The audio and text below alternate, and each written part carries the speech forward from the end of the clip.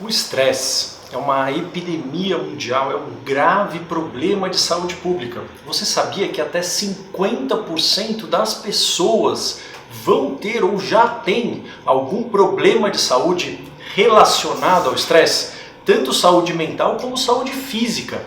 Nesse vídeo eu vou falar tudo sobre o estresse, o que ele é, como que ele age no corpo, quais são os hormônios que estão envolvidos, quais as consequências e quais os tratamentos para estresse que mais funcionam.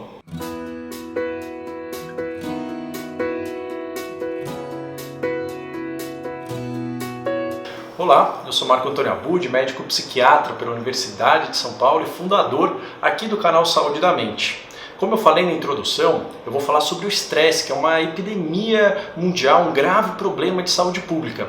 Para vocês terem uma noção, em pronto-socorros, pronto-socorro qualquer que seja, pronto-socorro clínico, até 80% dos casos que vão ao pronto-socorro são de problemas relacionados ao estresse, ou seja, que poderiam ser prevenidos caso a gente consiga manejar esse estresse melhor.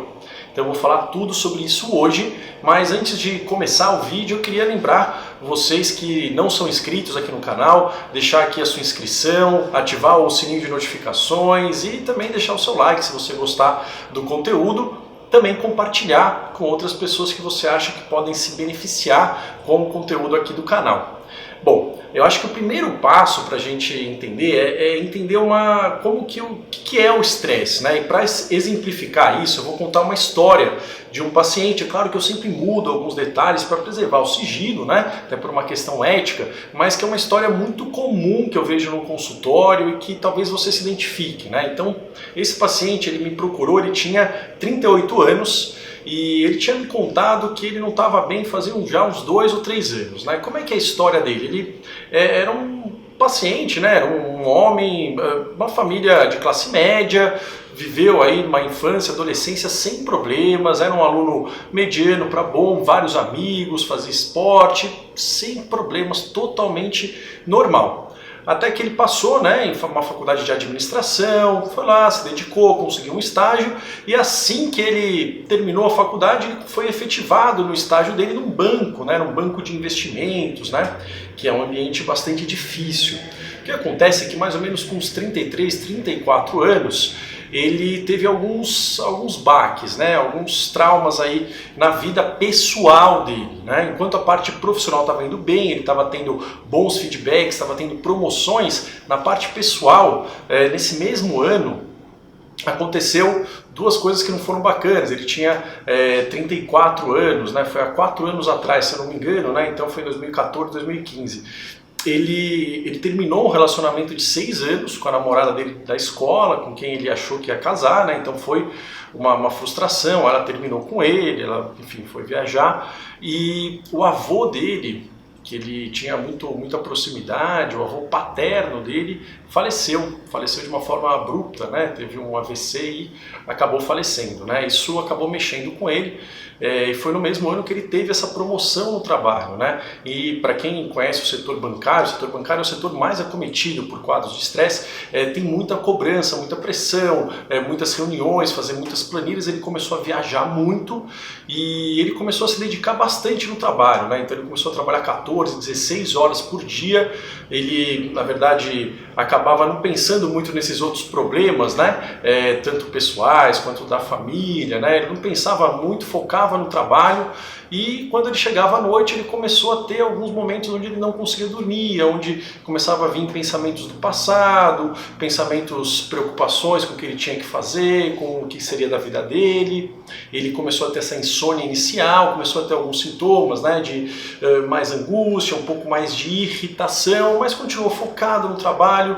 Ele jogava bola com os amigos, eles tinham um grupo de futebol, mas não dava mais tempo dele fazer isso, porque ele tinha muitas viagens, muitas reuniões, ele estava assumindo muita responsabilidade lá no trabalho, e ele sentia, né, aquela obrigação e aquela empolgação de estar conseguindo fazer isso, mostrar para a família que ele conseguia ter esse sucesso. Só que aí ele foi ficando cada vez mais desatento, né? Ele me contava que ele andava ali para o trabalho de metrô, então no metrô ele meio que ficava pensando em várias coisas, tudo que aconteceu, coisas do passado, várias ideias, e às vezes ele perdia a estação do metrô que ele tinha que descer. às vezes ele não sabia nem o que ele tinha almoçado, o que ele tinha tomado de café da manhã no dia, a cabeça dele estava sempre viajando, estando em outro lugar, ele começou a cometer alguns erros, né, em algumas planilhas no trabalho, chamaram a atenção dele, o pessoal é muito duro, ele começou a ficar mais estressado, se cobrando mais e começou a se empenhar mais para tentar não errar, só que com o tempo ele foi ficando cada vez mais cansado e um pouco apático, sem perceber mais graça nas coisas. Ele estava ganhando dinheiro, estava conseguindo conquistar, né, o sonho dele, mas aquilo parece que não tinha mais propósito, ele não conseguia aproveitar aquilo, e os amigos dele começaram a falar que ele estava muito diferente, muito distante, muito apático, e os amigos, né, uma amiga dele recomendou que ele passasse num especialista, procurasse tratamento. Bom, esse caso, né, é o caso típico da consequência do estresse na vida da gente, né? Então, com esse caso, vamos entender o que é o estresse, né, de uma forma muito simples para a gente poder conhecer e identificar se isso ocorre com a gente. Vamos tentar entender o que aconteceu com esse paciente que eu estou contando, que pode ter uma história parecida com muito de vocês, né? Então assim, ó, vamos dar uma olhada aqui. Eu gosto muito de usar aqui o Flipchart. Então o estresse, tem várias definições, mas eu gosto de uma definição muito simples, né? Que fala que o estresse, na verdade, é quando o nosso corpo, né, ele percebe uma ameaça nova. Então tem uma ameaça que o corpo percebeu. Então uma ameaça percebida. Uma ameaça percebida que gera uma tensão, tanto física quanto mental, maior. Então, uma ameaça percebida que gera um aumento de tensão. Tensão física e mental. Então, uma ameaça que gera um aumento de tensão e que tem uma sensação de falta de controle sobre essa ameaça, ou seja, essa ameaça é incontrolável. E eu gosto dessa definição que tem esses três aspectos: ameaça, aumento de tensão e falta de controle. E aí, o que acaba acontecendo? Por que o estresse ele acaba se alimentando, né? Qual que é o impacto que isso tem na vida da gente? O que aconteceu com esse paciente? Aconteceu esse ciclo do estresse, é o ciclo tóxico do estresse, né? Que lembra um pouco aquele ciclo da ansiedade, mas ele tem alguns aspectos diferentes. Então, o estresse, com isso tudo, a pessoa ela vai se sentir mais irritada, ela vai ter mais ansiedade e ela vai sentir, eu vou explicar por que isso acontece, que vai começar a diminuir a energia dela e vai diminuir a capacidade de atenção e concentração. O que isso acaba tentando, né? O que a gente acaba fazendo quando a gente percebe isso, né? E que esse paciente também fez. A gente vai o quê? Tentar controlar isso. Falar, poxa vida, eu estou irritado, estou ansioso, estou com falta de energia, eu preciso me esforçar mais, eu preciso tentar relaxar, eu preciso dormir melhor, eu preciso fazer uma série de coisas, né? E a gente acaba aumentando o nosso nível de energia para atacar esses sintomas, a gente ataca de frente, né? Só que isso costuma não dar muito certo. A gente tentar combater tensão gerando mais tensão não costuma funcionar, né? Por mais paradoxal que seja. Então a gente acaba, vou tentar me esforçar mais, vou acordar mais cedo ainda, vou tentar prestar mais atenção para não ter mais erros, vou tentar me esforçar para dormir mais cedo, vou forçar para dormir. Isso acaba não funcionando. E aí isso gera uma frustração, né? Devido ao fato disso não funcionar. Então essa tentativa de controle forçado do estresse costuma não funcionar e isso começa a levar a um auto-julgamento. A gente começa a falar, poxa vida, mas eu não estou conseguindo fazer, né? Eu não sou capaz, eu não dou conta. E a gente começa a dar definições muito pesadas, muito críticas pra gente. A gente começa a achar que a gente é fraco, que a gente é burro.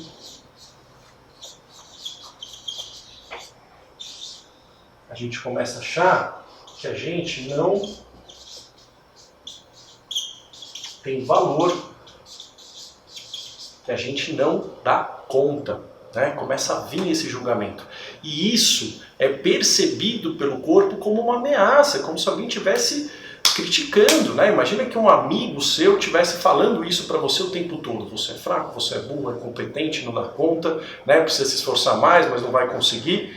O que isso começa a fazer? Começa a aumentar a ameaça que o corpo percebe, porque tem alguém criticando, a nossa cabeça faz isso, né? É natural, não dá para controlar. E aumenta a irritabilidade, aumenta a ansiedade, aumenta a falta de energia e atenção, e esse ciclo se autoalimenta até que isso leva a um estado de exaustão, de estafa, de burnout. Então, isso é o estresse e essa é a causa de por que o estresse é tão danoso. Mas vamos entender direitinho, de uma forma muito simples também, como que isso acontece no nosso corpo, como que o nosso corpo responde fisicamente ao estresse. Então, de uma forma muito simples, quando a gente percebe nessa ameaça, quando vem algo que estressa a gente, o corpo ele libera dois sinais, né? O primeiro sinal, que é mais rápido, mais imediato, é o sinal que vai ter um estímulo no tálamo e na amígdala, né? Não é a amígdala da garganta, né? A amígdala cerebral, que é uma área muito primitiva, né?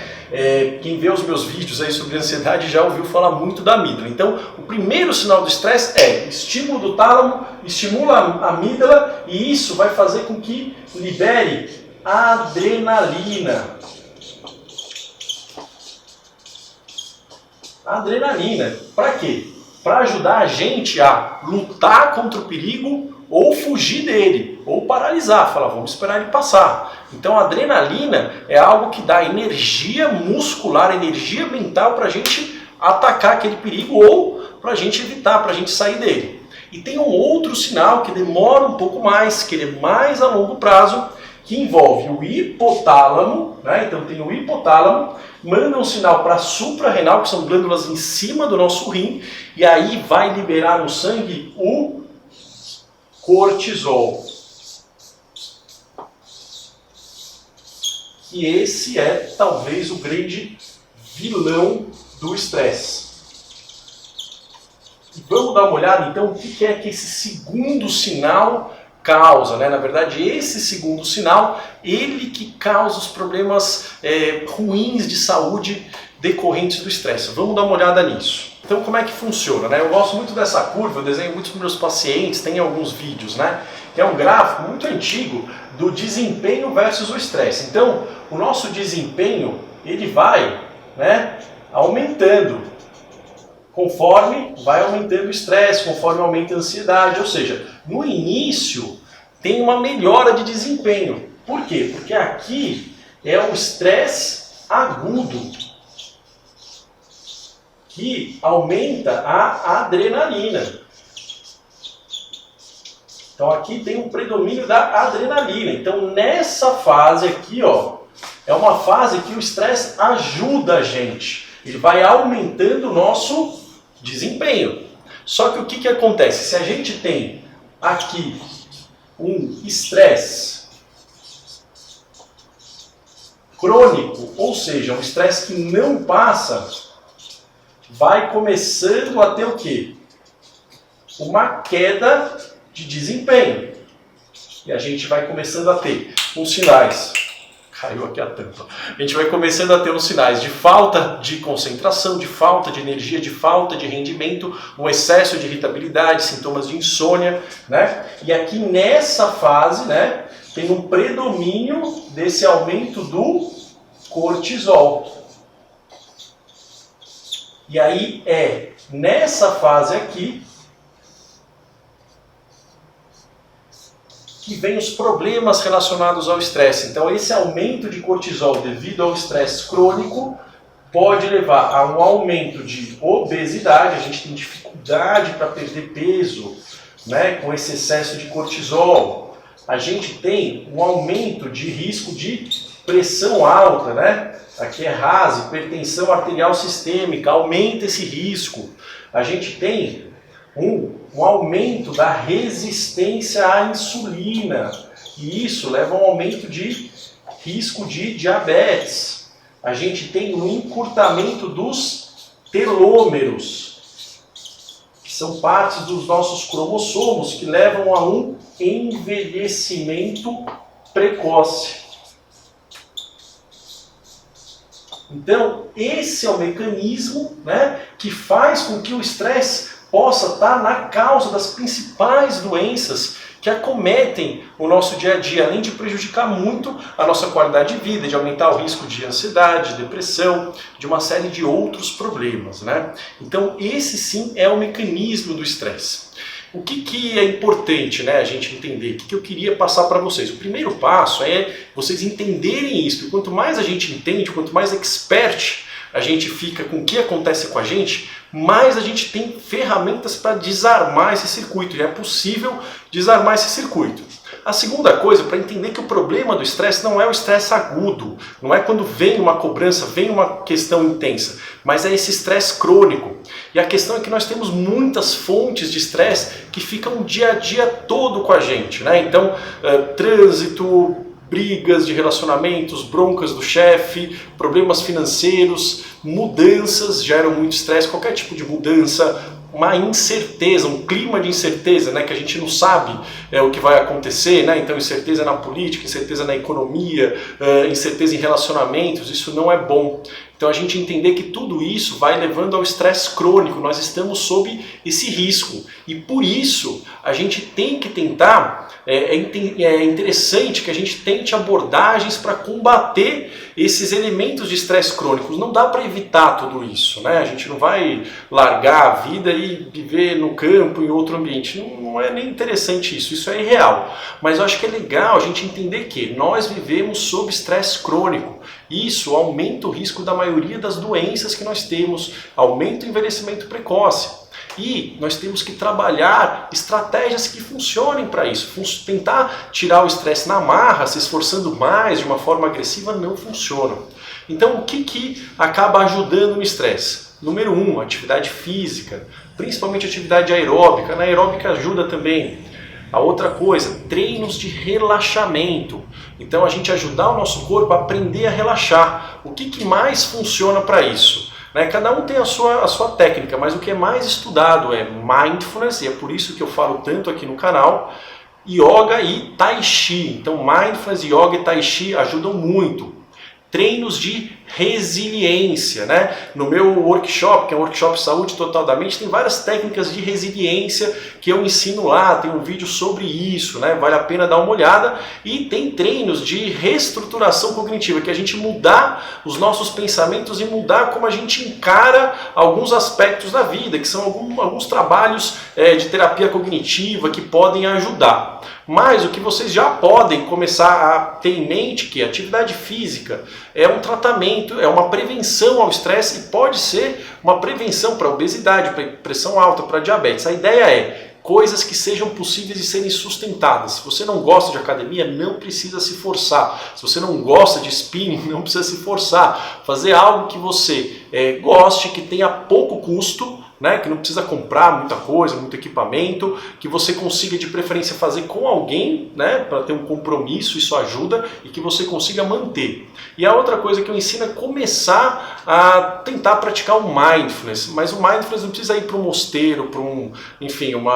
uma coisa mais religiosa, fazer um retiro espiritual, não. Começar a praticar no dia a dia de vocês, começar com 1 ou 2 minutos de prática, né? Por isso que a gente aqui do canal, né, tem um aplicativo que é o WeMind, que o link aí vai estar na descrição, aplicativo para iOS, para Android, que tem meditações muito curtas e ensinam passo a passo de como começar a praticar o mindfulness. Não precisa começar a ficar 20, 30 minutos, achar que você tem que esvaziar a mente, isso não funciona, isso é irreal, né? Tem que ser algo que a gente consiga praticar e começar com 1 minuto e ir aumentando 1 minuto por semana, né? Lá tem várias meditações muito curtinhas, vale a pena dar uma olhada, mas eu vou continuar nos outros vídeos falando muito mais sobre essas técnicas de prevenção e tratamento para o estresse crônico.